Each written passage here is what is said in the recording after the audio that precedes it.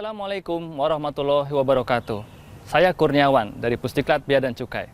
Kali ini saya akan sharing tentang bagaimana menginterpretasi harmonize system di dalam buku klasifikasi Republik Indonesia. Ketentuan umum untuk menginterpretasi harmonize system atau disingkat KUM-HS itu ada 6. Pertama, berbicara tentang kekuatan hukum. 2, berbicara tentang lebih atau kurangnya suatu barang. 3, berbicara dengan bagaimana suatu barang apabila terdiri dari beberapa komponen. 4, tentang suatu barang apabila uraian barangnya tidak ada dalam buku klasifikasi. 5A dan 5B akan berbicara tentang barang dan kemasannya. Sedangkan yang terakhir nomor 6, berbicara dengan subpos yang setara dan yang dapat diperbandingkan. Ketentuan umum untuk menginterpretasi harmonize system atau disingkat KUM-HS ini adalah peraturan yang diterbitkan oleh World Customs Organization atau WCO. Jadi peraturan ini berlaku di seluruh negara di dunia yang tergabung dalam WCO. Aturan ini adalah cara bagaimana untuk mengklasifikasikan suatu barang yang diimpor atau diekspor agar dapat ditentukan berapa nomor HS code-nya dan agar dapat juga ditentukan berapakah tarif bea masuk atau kalau misalnya mau ekspor, berapakah tarif bea keluarnya. Ketentuan ini sangat penting untuk diketahui oleh importir dan eksportir. Karena apabila importir atau eksportir tidak mengetahui bagaimana caranya menginterpretasi suatu barang untuk diklasifikasikan ke dalam buku tarif, maka akan menyebabkan importir atau eksportir akan terhambat kegiatan ekspor-impornya. Mari kita mulai dengan ketentuan umum atau peraturan yang pertama atau disingkat KUM-HS nomor 1. Judul bagian atau bab dan subbab hanya untuk memudahkan referensi saja. Untuk tujuan hukum atau untuk mengklasifikasikan suatu barang, maka importir atau eksportir harus juga membaca uraian-uraian, catatan-catatan, asal catatan atau pos itu tidak menentukan lain dari judul bagian atau judul babnya.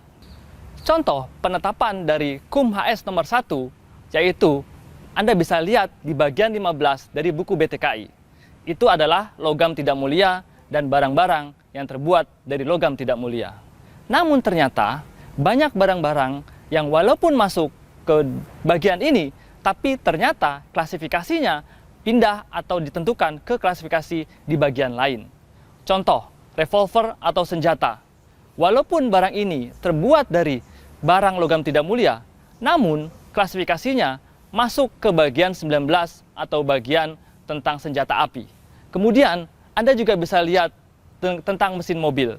Walaupun mesin mobil terbuat dari barang logam tidak mulia yang seharusnya masuk ke bagian 15, tapi diklasifikasikan masuk ke bagian 16. Karena mesin adalah barang-barang untuk spare part mobil atau untuk keperluan mobil. Kemudian Anda juga bisa lihat di bab 44, yaitu barang-barang yang terbuat dari kayu. Kalau Anda impor barang berupa furniture, walaupun terbuat dari kayu, maka harus masuk ke klasifikasi di bab 94. Tidak masuk ke bab 44. Begitu juga apabila Anda mengimpor tas sekolah dari barang tekstil yang seharusnya masuk ke bagian yaitu barang-barang terbuat dari tekstil, tapi klasifikasinya ternyata masuk ke pos 4202 yaitu barang-barang terbuat dari kulit samak. Contoh berikutnya dengan penetapan KUM-HS nomor 1, apabila seorang importir atau eksportir melakukan kegiatan impor atau ekspor berupa kuda jantan yang seharusnya masuk ke bagian 1, yaitu binatang-binatang hidup, dan masuknya ke pos 0101. Namun, di catatan bab nomor 1C ditentukan bahwa apabila kuda hidup digunakan untuk keperluan sirkus atau untuk pertunjukan, atau dia punya kemampuan untuk akrobat, maka dia harus diklasifikasikan pada pos 9508. Jadi, walaupun binatang hidup ini masuk ke bab 1, tapi apabila dia punya kemampuan untuk melakukan pertunjukan, maka klasifikasinya harus pindah ke bab 9508. Contoh berikutnya dari penetapan KUM-HS nomor 1. Apabila Anda melakukan kegiatan impor atau ekspor berupa bathrobe yang terbuat dari kain tekstil yang bukan rajutan, dan bathrobe ini atau keperluan bathrobe untuk mandi ini bisa digunakan untuk laki-laki atau untuk perempuan, maka bathrobe ini harus klasifikasikan pada pos 6208 atau pos untuk perempuan. Bagaimana ini bisa terjadi?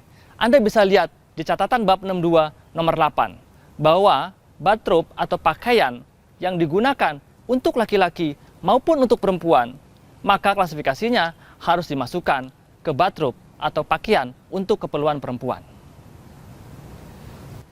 Sekarang kita masuk ke peraturan nomor 2 atau KUM-HS nomor 2A.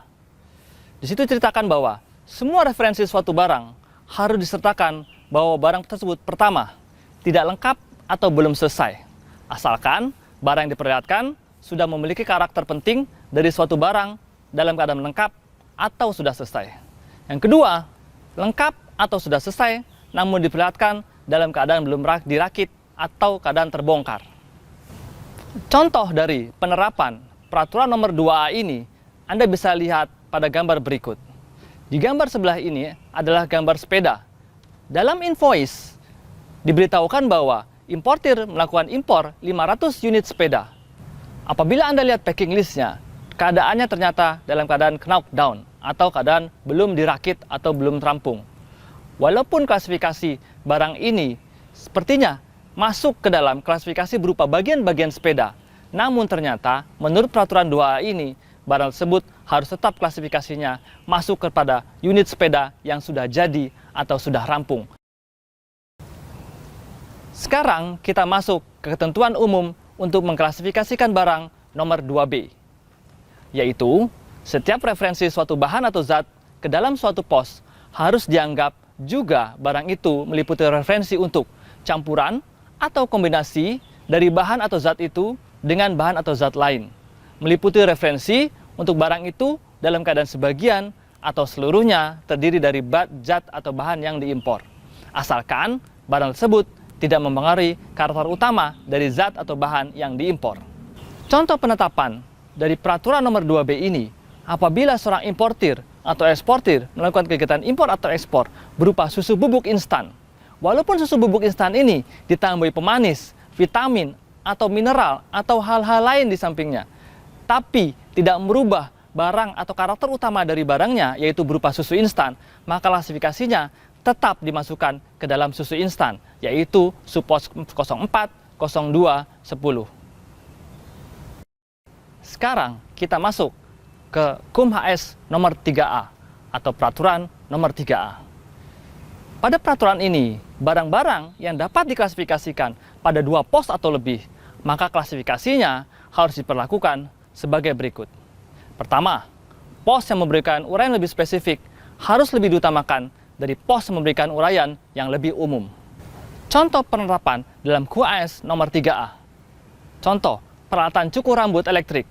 Walaupun dapat dimasukkan ke pos 8509 atau peralatan rumah tangga mekanik elektrik, namun klasifikasinya harus dimasukkan pada pos 8510 30 atau alat cukur penghilang rambut dengan motor listrik. Contoh lagi yang berikutnya, Anda lihat di gambar ini adalah karpet mobil. Karpet ini bisa saja masuk ke 8708 atau masuk ke dalam spare part kendaraan bermotor. Namun, menurut KUM-HS nomor 3A, karpet ini harus diklasifikasikan pada pos 5703. Karena 5703 menyebutkan barang ini secara lebih spesifik atau membicarakan tentang karpet, bukan spare part.